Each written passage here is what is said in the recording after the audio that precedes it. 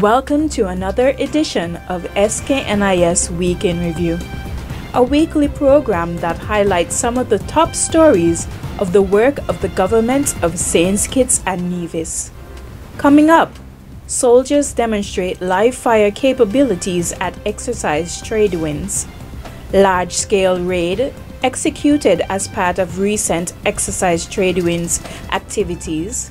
Government distributes 16 new homes to 16 families in Halfway Tree. Urban Development Unit hosts open forum to discuss challenges and solutions to problem of street vending in Bastia. And Trade Winds 2018 brought to an end with closing ceremony and cultural event. 45 participants comprising of military and coast guards from the Dominican Republic, St. Kitts and Nevis, and the United States got an opportunity to demonstrate their live fire capabilities during a live gunnery firing exercise 13 nautical miles southwest of the Federation's capital, Bastia. The activity, which took place aboard the United States Coast Guard cutter Joseph Tezanos and the TTS Speyside out of Trinidad and Tobago, formed part of Phase 1 for Exercise Trade Winds 2018, which ran from June 4th to 12th in St. Kitts and Nevis. The live firing exercise was geared towards familiarizing officers with the use of a variety of deck-mounted weapon systems, namely the 50 caliber machine guns and the 25 milliliter cannon, as well as strengthening their target practice capabilities. Lieutenant Commander Mario Gill, who is also the commanding officer of the United States Coast Guard cutter Joseph Tezanos, said that the purpose of the training was not only to fire the weapons, but also to bring partner nations closer. He added that activities such as the live gunnery firing exercise is extremely beneficial for all partner nations, as it is always important to work as one in an effort to ensure that when faced with actual threats, countries are ready to protect the borders and, most importantly, their most valuable resource, the people.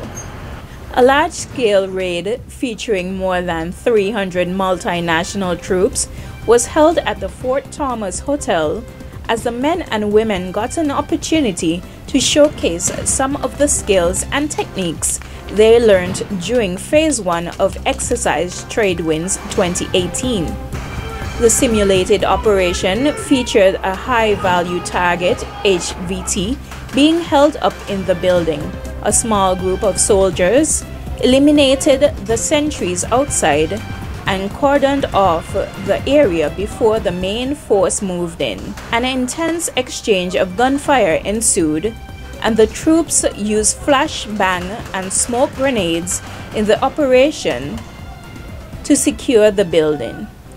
They meticulously and efficiently executed room clearing exercises as they moved from floor to floor, neutralizing the opposing forces and searching for intelligence until the HVT was successfully captured and extracted. When asked about the use of ammunition, which also included rocket-propelled grenades, RPG, Sean Llewellyn of the United States Southern Command, U.S. Southcom, explained that the troops trained to simulate the battlefield. The U.S. Southcom official noted that Monday's exercise was one of the largest land force activities to date. It is a sign of the organizers' willingness to increase the scale and scope of activities to reflect the changing security and disaster scenarios that may actually unfold in the future. Phase 2 will be held in the Bahamas from June 13 to 21. U.S. Southcom is the main sponsor of the annual exercise, staged for security forces and law enforcement in the Caribbean region. The theme of TW18 is capacity development through integrated training and exercises to confront national security challenges of the 21st century. St. Christopher Air and Seaports Authority, SKSPA, officials at the Robert Llewellyn Bradshaw RLB International Airport took the lead in executing a simulation of a plane crash on Saturday, June 9, during which they were able to successfully test their emergency response plan. The activity fell under the Human Assistance and Disaster Relief component of the Trade Winds 2018 exercise, which took place in St. Kitts and Nevis. In the simulation, the circumstances were that Boeing 763 aircraft, which 290 passengers and crew members, was en route to Antigua and Barbuda from Puerto Rico and made a crash landing just short of the runway after both engines failed.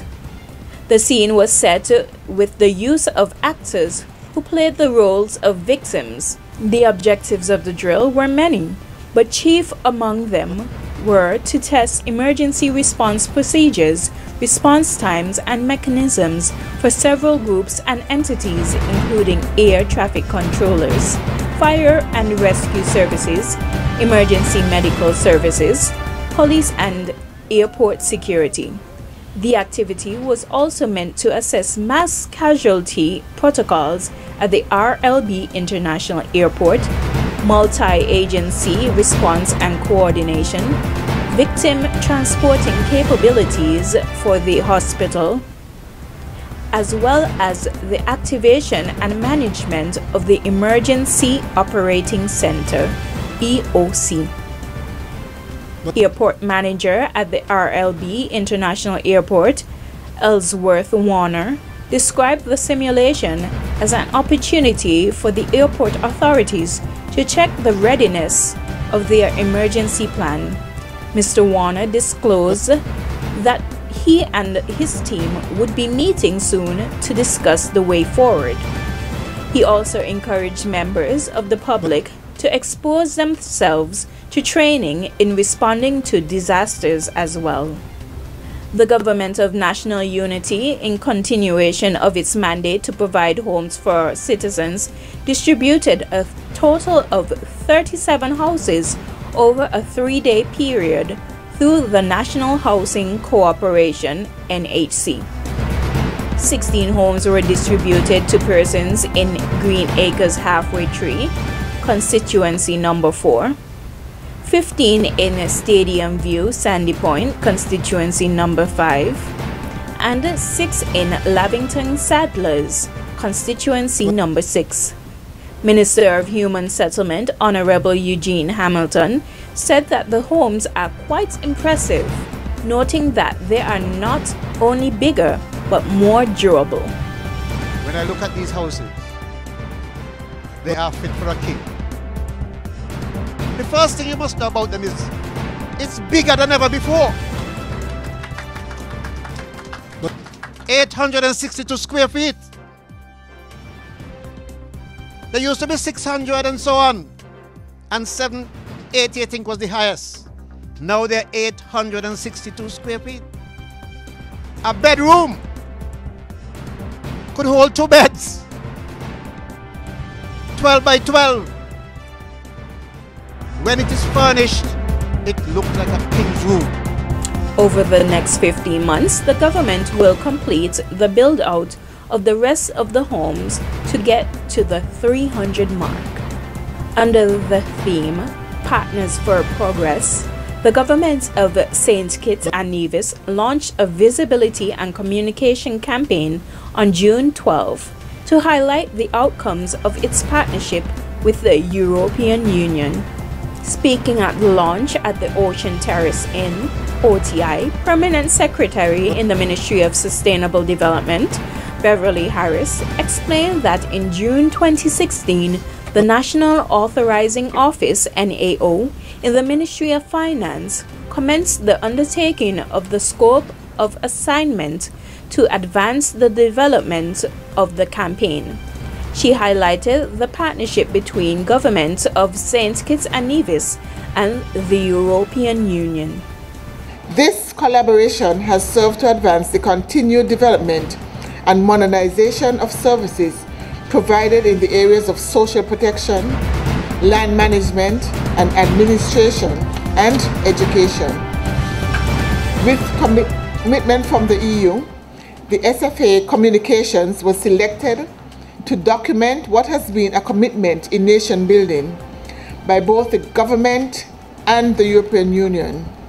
As a result, she said, the outputs and achievements to date have been concisely put together and communicated utilizing mediums that would appeal to all facets of the community.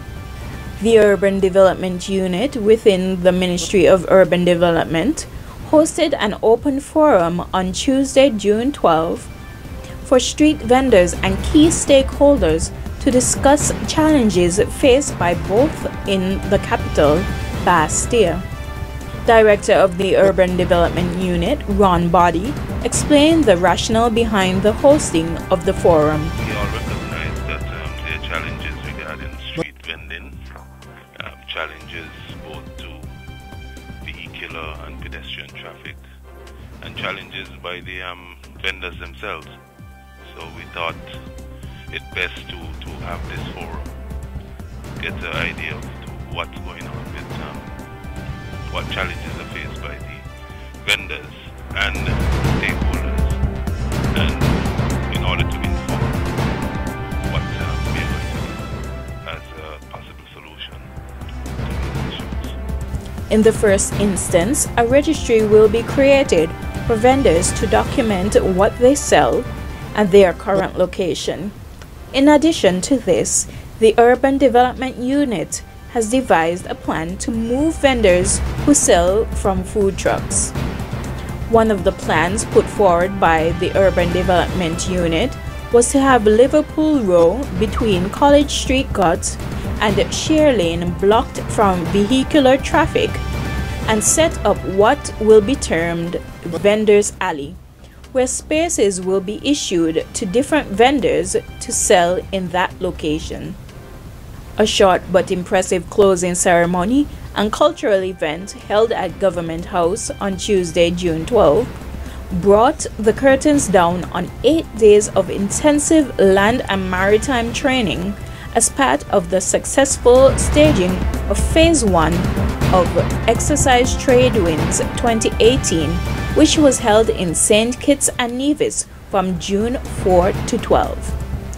Tuesday's closing ceremony was attended by Governor General, His Excellency Sir S.W. Tapley Seaton, DCMG, CVO, QCJP, the Federation's only living national hero, the Right Excellent and Right Honorable Sir Kennedy A. Simmons, members of the Federal Cabinet, representatives of the Diplomatic and Consular Corps, High Command of the Royal St. Christopher and Nevis Police Force, top brass of the St. Kitts and Nevis Defense Force, as well as the participants and facilitators of Exercise Trade Winds 2018. Commenting on the success of the exercises, Prime Minister and Minister of National Security, Dr. the Honorable Timothy Harris, stated that the joint cooperation has proven beneficial to improving the wider region's initiatives in reducing crime in the Caribbean and by extension the Western Hemisphere. He stressed that the continuation of this type of multinational cooperation in strengthening the capacities and capabilities of law enforcement personnel is critically important if the region is to truly recognize a reduction in crime. This is Carissa Franks. Thanks for watching and see you next week.